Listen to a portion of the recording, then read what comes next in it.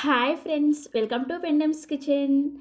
ఈరోజు వీడియోలో road side tiffin బండి మీద ప్రిపేర్ చేసే టేస్టీ టమోటా నీరు చట్నీ రెసిపీని చూపించబోతున్నాను. ఇక్కడ నేను చూపించబోయే ఈ పల్చటి టమోటా చట్నీని మీరు ఇడ్లీలోకి కానీ దోశలోకి కానీ ఒక్కసారి ట్రై చేశారా, ఖచ్చితంగా మళ్ళీ మళ్ళీ ప్రిపేర్ చేసుకుంటారు. అంత టేస్టీగా ఉంటుంది.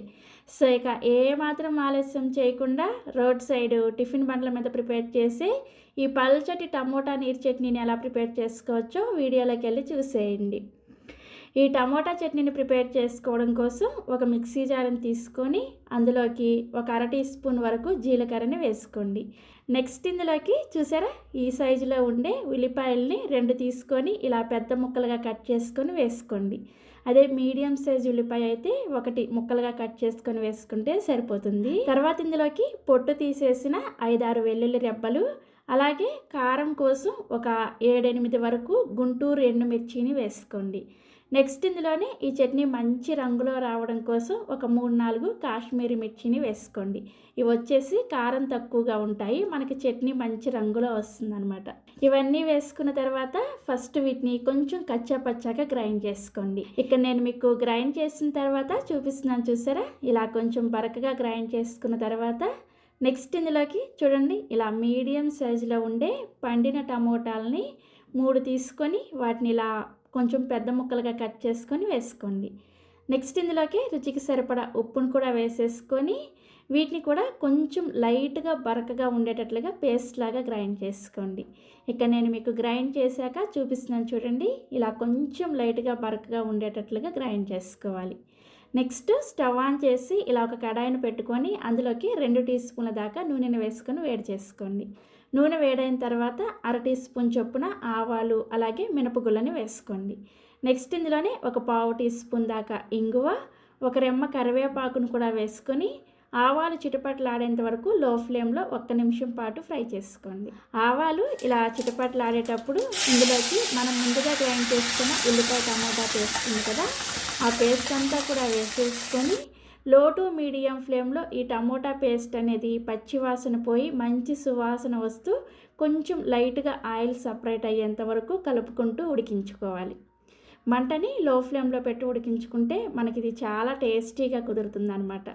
సో ఈ టమోటా పేస్ట్ ఉడికేలోపు మరొక పక్కన ఒక చిన్న గిన్నెని తీసుకొని అందులోకి ఒక పావు కప్పు వరకు పులిసిన దోశ పిండిని కానీ ఇడ్లీ పిండిని కానీ తీసుకోండి. ఇది ఎందుకో నేను తర్వాత చెప్తాను. ఇందులోనే ఒక అరకప్పు వరకు నీళ్ళని వేసుకొని ఈ దోశ పిండిని కొంచెం పలచటి మజ్జిగలాగా ప్రిపేర్ చేసుకోవాలి. ఇక నేను మీకు చూపిస్తున్నాను చూసారా, ఈ కన్సిస్టెన్సీలో ఈ దోశ పిండిని ప్రిపేర్ చేసుకొని రెడీగా పక్కన పెట్టేసుకోండి. ఒక 4-5 నిమిషాలకి మనకి టమోటా మిశ్రమం చూసారా ఇలా బాగా ఉడికి మిశ్రమం కూడా కొంచెం దగ్గర పడి లైట్గా ఆయిల్ సపరేట్ అవుతూ ఉంటుందన్నమాట. ఇప్పుడు ఇందులోకి ఒక 2-3 గ్లాసుల వరకు నీళ్ళని వేసుకోండి. ఒక అర లీటర్ వరకు నీళ్ళని వేసుకోవాలన్నమాట.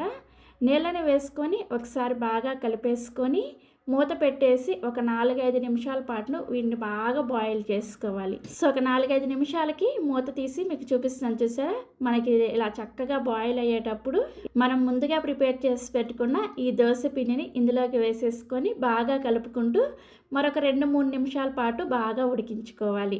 ఇలా దోశ పిండిని కలుపుకొని వేసుకోవడం వలన చట్నీ డిఫరెంట్ టేస్ట్లో చాలా చాలా బాగుంటుంది. రోడ్ సైడ్ టిఫిన్ బండ్ల మీద ఇలానే ప్రిపేర్ చేస్తారు. అంతేకాకుండా చట్నీ అనేది చిక్కగా వస్తుంది అనమాట. నెక్స్ట్ ఇందులోని 1 టీ స్పూన్ దాకా తురిమిన బెల్లాన్ని కూడా వేసేసుకొని ఒకసారి సాల్ట్ని చెక్ చేసుకోండి. మనం టమోటాలు వేసుకున్నప్పుడు సాల్ట్ వేసుకొని గ్రైండ్ చేసుకున్నాం కదా, ఆ సాల్ట్ సరిపోకపోతే ఇప్పుడు కొంచెం సాల్ట్ని వేసుకొని కలిపేసుకొని మరొక 2-3 నిమిషాల పాటు బాగా మరిగించుకోవాలి.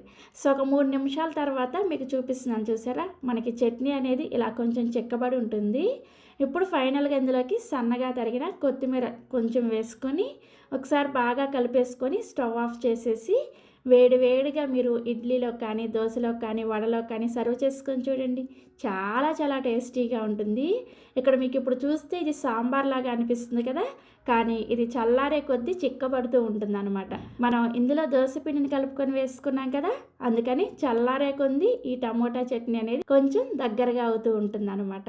సో నేనైతే వేడివేడిగా ఇడ్లీతో ఈ చట్నీని వేసుకొని తిన్నాను, చాలా చాలా టేస్టీగా ఉంది.